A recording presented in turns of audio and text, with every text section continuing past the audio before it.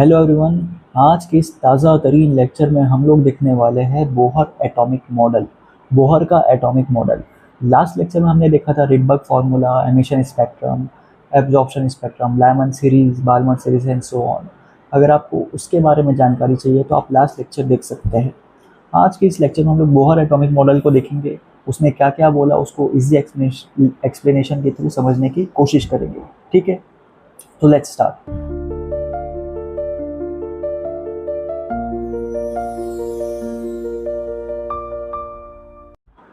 उससे पहले एक इंट्रोडक्टरी वीडियो मैंने एक बनाया है, उसको आप देख सकते हो कि एक एटम जो होता है उसका मॉडल दिखता कैसा है। ठीक है,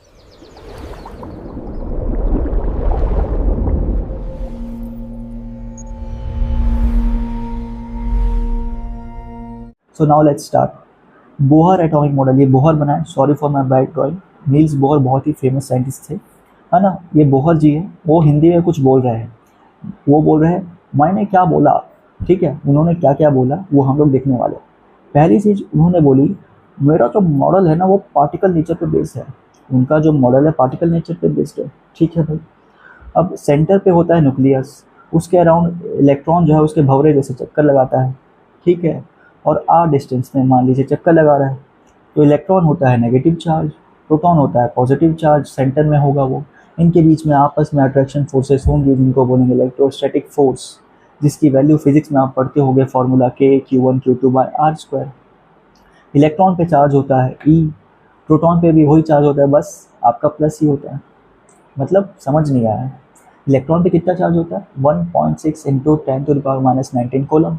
माइनस में प्रोटॉन पे यही चार्ज होता है, वैल्यू सेम है, बस पॉजिटिव होता है। पर प्रोटॉन का यहाँ पे नंबर वेरिएबल होगा, वो उसके एटॉमिक नंबर से पता चलता है।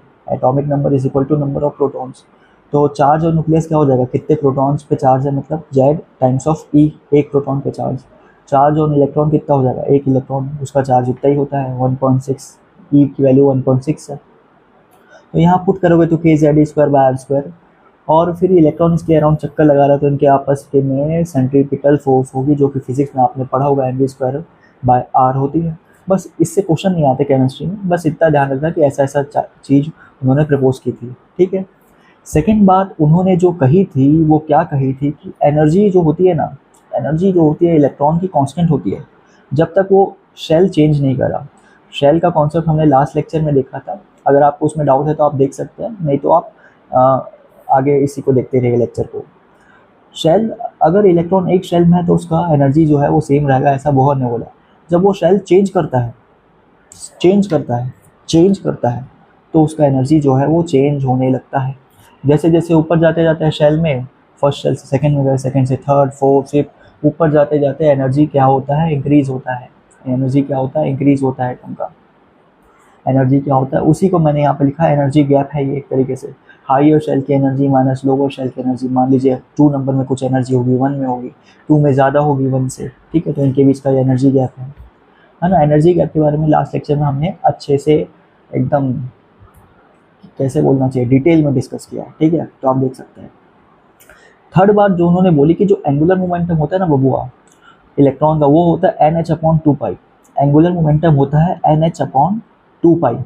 एन क्या है, एन आपका इंटीग्रल मल्टीपल है, मतलब आपका इंटीजर होगा 1 2 3 4 5, जो वैल्यू हो रखो आप। एन की वैल्यू 1 2 3 4 5 कुछ भी हो सकती है। जो इलेक्ट्रॉन का एंगुलर मोमेंटम होगा NH/2π के मल्टीपल्स में होगा, है ना। NH/2π के मल्टीपल्स में होगा, एन की वैल्यू मल्टीपल है 1 2 3 4 वगैरह। और एंगुलर मोमेंटम क्या होता है, MVR, मास वेलोसिटी और रेडियस का प्रोडक्ट होता है। फिजिक्स में आपने पढ़ा होगा। सो बोहर ने सोचा कि अरे अगर मेरे को थोड़ा फेमस होना है तो मुझे थोड़ा और अच्छे से कुछ बताना पड़ेगा। सो बोहर ने वेलोसिटी बताई, एक इलेक्ट्रॉन घूम रहा है भंवरे के जैसे चक्कर काट रहा है न्यूक्लियस के, तो उसकी वो किस गति से घूम रहा है वेलोसिटी बताई, किस दूरी से घूम रहा है रेडियस बताया, है ना। और एनर्जी भी बताई बोहर ने। तो देखते हैं स्टेप बाय स्टेप।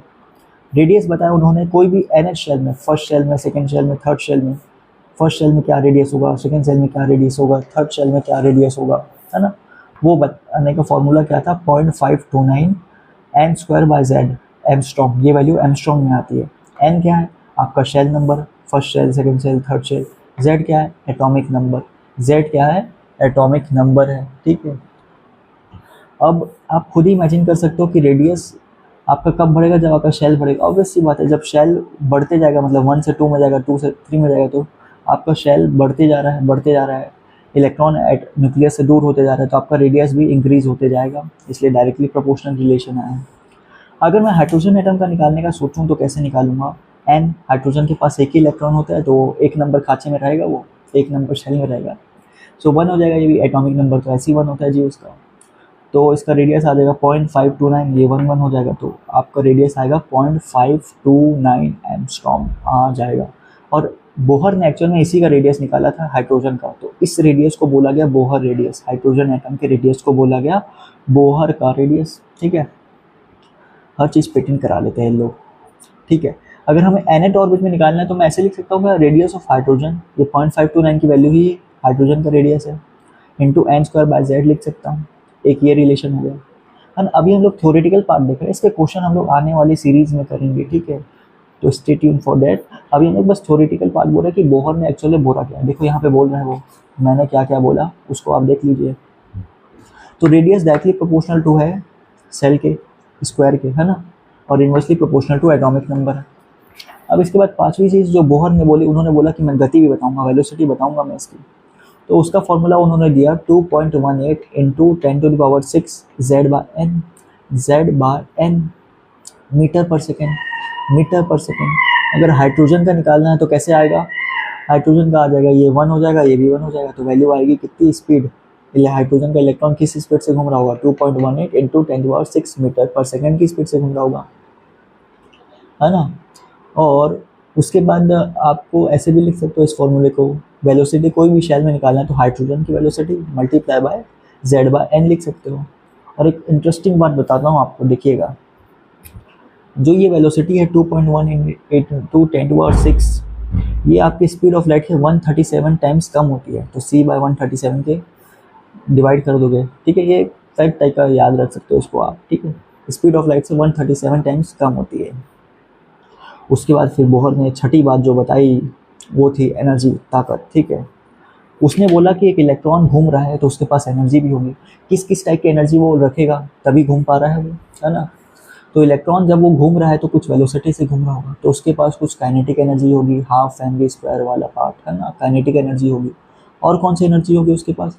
इलेक्ट्रॉन होता है नेगेटिव चार्ज, न्यूक्लियस होता है पॉजिटिव चार्ज, उसके इर्द गिर्द ये जैसे घूम रहा है, तो इनके आपस के बीच में इलेक्ट्रोस्टैटिक फोर्स भी होगी, जो कि पोटेंशियल एनर्जी होती है। तो काइनेटिक एनर्जी इलेक्ट्रॉन होल्ड करेगा और पोटेंशियल एनर्जी होल्ड करेगा। इन दोनों को जोड़ देंगे तो क्या बनेगी? टोटल एनर्जी बन जाएगी।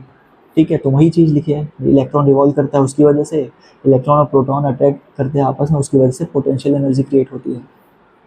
और एक और बात उन्होंने बोली, और ये क्या है? En टोटल एनर्जी है, इसको मैं टोटल एनर्जी भी लिख सकता हूँ, टोटल एनर्जी लिख देता हूँ।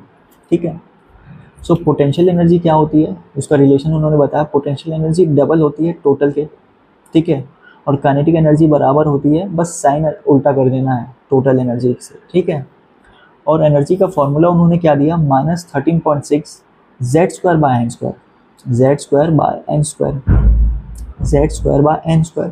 इलेक्ट्रॉन वोल्ट में आएगी वैल्यू एक एटम की, एक हाइड्रोजन एटम का इलेक्ट्रॉन में एक हाइड्रोजन एटम होगा, उसमें एक इलेक्ट्रॉन होगा, एक हाइड्रोजन का एटम होगा, उसमें एक इलेक्ट्रॉन होगा, वो रिवॉल्व कर रहा है, उसकी एनर्जी क्या होगी? 1 एटम की होगी, -13.6, Z की वैल्यू 1 हो जाएगी, शेल एक में ही घूमेगा वो, तो आपकी -13.6 इलेक्ट्रॉन वोल्ट हो जाएगी उसकी एनर्जी। ठीक है, अगर इसको जूल में कन्वर्ट करना है तो इलेक्ट्रॉन वोल्ट को मल्टीप्लाई कर देते हैं 1.6 इंटू 10⁻⁻19 कोलम से, तो फिर ये वैल्यू आ गई 21.8 इंटू 10⁻⁻19 Z²/n² जूल पर एटम। अगर इसको किलो जूल और पर मोल करना है, मतलब कि एक मोल एटम की निकालनी है, मतलब ये एक एटम की एक मोल की कैसे निकालेंगे? इस वैल्यू को एक मोल से मल्टीप्लाई कर देंगे, और किलो जूल कैसे कन्वर्ट करेंगे? इसको डिवाइड कर देंगे हम लोग 1000 से, है ना, किलो जूल में आ जाएगी वैल्यू। तो जो वैल्यू आती है वो लगभग आपकी -1312 आती है Z²/n²। ठीक है, 1312 Z²/n² किलो जूल पर मोल। अब इसको किलो जूल को किलो कैलोरी में कन्वर्ट करने का भी है, -313.6 Z²/n² किलो कैलोरी पर मोल। अब इतनी सारी वैल्यू क्या है? ये सब एक ही है, सब एक ही है, कोई डरने वाली बात नहीं, बस यूनिट अलग अलग है। आपको जैसा जैसा क्वेश्चन आपके मुंह पे फेंक के मारेंगे उस हिसाब से आप इसको सॉल्व करोगे। अगर आपके क्वेश्चन में कुछ दिया है इलेक्ट्रॉन वोल्ट के टर्म्स में पूछा है तो आप इलेक्ट्रॉन वोल्ट ये वाला फॉर्मूला यूज़ करोगे, किलो कैलोरी के में पूछा है तो ये वाला फॉर्मूला यूज़ करोगे। है सब सेम चीज़, बस यूनिट अलग हो रखी है, ठीक है। अब आप देख पा रहे हो कि ये जैसे जैसे बढ़ रहा है, ये नीचे वाला डिनोमिनेटर बढ़ेगा, इंक्रीज होगा, तो ये वैल्यू कम होगी, ये वैल्यू कम होगी। और आपने तो बोला था सर लास्ट लेक्चर में कि जैसे जैसे शेल नंबर बढ़ता है, एटम के बाहर जाता है, इलेक्ट्रॉन ऊपर जाते जाता है हायर शेल में, तो उसकी एनर्जी जो है वो बढ़ती है। और ये तो यहाँ पे हम लोग इसको इंक्रीज कर रहे हैं, तो ये तो आपकी डिक्रीज हो जा रही है वैल्यू। ध्यान से देखिए यहाँ पे नेगेटिव साइन क्या है, कोई वैल्यू नेगेटिव में जितनी बड़ी होती है वो उतनी छोटी होती है। जैसे कि ये मैं एक स्केल बना रहा हूँ, यहाँ पे ये 0 है, ये 1 है, यहाँ पर मान लीजिए 2 3 4, यहाँ -1 -2। अब मैं आपसे 2-3 आसान आसान सवाल पूछूंगा, ठीक है। आप मुझे बताइए 3 और 4 में कौन बड़ा है? 3 और 4 में कौन बड़ा है? 4 बड़ा है। ओके, 1 2 में कौन बड़ा है? 2 बड़ा है। अच्छा ये बताइए -1 और -2 में कौन बड़ा है? -1 बड़ा है। -3 और -2 में कौन बड़ा है? अच्छा -2 बड़ा है। सही बोल रहे हो, -2 बड़ा है। मतलब नेगेटिव में कोई वैल्यू जितनी बड़ी होती है वो उतनी छोटी होती है, इस तरफ वैल्यू बड़ी होती है, इस तरफ जाते जाते छोटी होते जाती है ना। तो नेगेटिव में अगर नेगेटिव साइन को एक बार ऐसे रखोगे तो इसको इंक्रीज करोगे तो ये वैल्यू छोटी होगी, तो नेगेटिव में छोटी हो रही है मतलब वो वैल्यू इंक्रीज हो रही है। तो शेल नंबर बढ़ा है तो एनर्जी इंक्रीज हो रही है, ठीक है। शेल नंबर बढ़ा है तो एनर्जी इंक्रीज हो रही है। और लास्ट लेक्चर में हमने डिस्कस किया था अगर एटम के बाहर निकल जाता है इलेक्ट्रॉन तो उसकी एनर्जी 0 हो जाएगी। कैसे? 1/∞, यहाँ पे n की वैल्यू इन्फिनिटी आ जाएगी। लास्ट लेक्चर अगर आपको डाउट है तो देख सकते हो, यहाँ इन्फिनिटी आ जाएगा n में, तो ये 0 हो जाएगा, पूरा एनर्जी आपका 0 हो जाएगा, ठीक है। तो -13.6 से होते हुए थोड़ा बढ़ते गया वैल्यू आपका 0 में पहुँचा, ठीक है। ऐसे ही होता है। और एटम क्या नेगेटिव एनर्जी में रहना चाहिए, जितनी ज़्यादा नेगेटिव एनर्जी मतलब उतनी कम एनर्जी है, उतनी ज़्यादा स्टेबिलिटी होती है एक एटम की। Chemistry is all about stability, you know, ठीक है। उसके बाद एक और बात बोली बोहर ने, उनके अंदाज में ही बोलते हैं मेरा जो मॉडल है ना भैया सिर्फ hydrogen and hydrogen like species पे एप्लीकेबल है, बाकी में आई डोंट नो। उसने बोला बाकी में आई डोंट नो, अंग्रेज था वो ना, आई डोंट नो करके बोला होगा।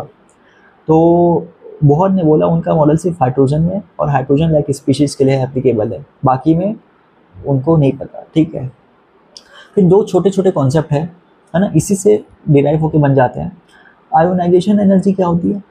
ये वो एनर्जी है जो हमको देनी पड़ती है इलेक्ट्रॉन को फर्स्ट शेल से। अगर इलेक्ट्रॉन फर्स्ट शेल पे है वहाँ से उसको निकाल के एटम से बाहर निकाल दो, मतलब वो एटम से बाहर निकाल दो, उसको हम लोग बोलते हैं इन्फिनिटी। मतलब पहले वो फर्स्ट से सेकंड में आएगा, थर्ड फोर्थ फिफ्थ करते करते वो उसको बोला हमने इन्फिनिटी, मतलब एटम से ही बाहर निकल गया बेचारा। तो उसके लिए जो एनर्जी देनी पड़ेगी उसको बोलते हैं आयोनाइजेशन एनर्जी, उसको बोलते हैं ionisation energy. It is the energy change in energy from n1 to infinity, n1 से इन्फिनिटी जाने के लिए जो एनर्जी देनी पड़ेगी हमको, तो क्या होगी? n2 की एनर्जी, n2 लेवल मतलब इन्फिनिटी लेवल पे जो एनर्जी होगी माइनस फर्स्ट ऑर्बिट में जो एनर्जी होगी। फर्स्ट ऑर्बिट इन्फिनिटी पे एनर्जी 0 हो जाती है, हमने देखा अभी इन्फिनिटी में ये ऐसे आ जाता है, इन्फिनिटी 1/∞ 0 हो जाता है एनर्जी। तो आपका आयोनाइजेशन एनर्जी क्या होगी? -E1 फर्स्ट ऑर्बिट की एनर्जी। हाइड्रोजन एटम के लिए कितनी आती है देखो तो, ये 1 हो जाएगा, हाइड्रोजन का ऑर्बिट भी 1 हो जाएगा, फर्स्ट ऑर्बिट में इलेक्ट्रॉन घूमेगा, तो -13.6 इलेक्ट्रॉन वोल्ट की एनर्जी होगी। और आयोनाइजेशन एनर्जी कितनी होगी? -13.6 मतलब +13.6 इलेक्ट्रॉन वोल्ट की एनर्जी अगर हम लोग हाइड्रोजन के एटम को देंगे तो जो इलेक्ट्रॉन है ना हाइड्रोजन का वो छोड़ देगा, ब्रेकअप कर लेगा उसके साथ, उस न्यूक्लियस के साथ ब्रेकअप कर लेगा और एटम को छोड़ के निकल जाएगा और वो H पॉजिटिव बन जाएगा, समझे।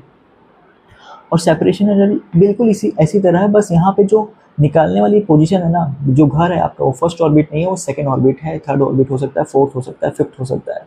आप घर से बाहर निकाल रहे हो मतलब इन्फिनिटी में निकाल रहे हो। लास्ट लेक्चर में बहुत अच्छे से हमने इसको लिखा था, इन्फिनिटी में ले जा रहे हो उसको। बस आपका जो घर है ना वो फर्स्ट वाला नहीं होना चाहिए, सेकंड थर्ड फोर्थ फिफ्थ कुछ भी हो सकता है। तो वही चीज़ लिखिए, n2 तो आपका इन्फिनिटी में पहुंचा रहे हो आप उसको, लेकिन जो इनिशियल पॉइंट है वो आपका 1 नहीं होना चाहिए, नॉट इक्वल टू 1, है ना। बाकी कुछ भी हो सकता है, 2 हो सकता है, 3 हो सकता है, 4 हो सकता है। तो उसके लिए जो एनर्जी लगेगी उसको बोलते हैं सेपरेशन एनर्जी। तो आज जो हमने था वो देखा हमने बोहर ने क्या क्या बेसिक बातें टिप्पणी की अपने बारे में कि मेरा मॉडल ऐसा है, मेरा मॉडल वैसा है, उसके बारे में हमने देखा आज। नेक्स्ट आने वाले लेक्चर्स में हम लोग इसके क्वेश्चंस के थ्रू समझेंगे कि बोहर का मॉडल कैसे काम करता है, इसके ऊपर कैसे कैसे क्वेश्चन आते हैं फॉर स्कूल और फॉर नीट एग्जामिनेशन के लिए हम लोग दोनों के लिए देखेंगे। ठीक है, चलिए ऑल द बेस्ट।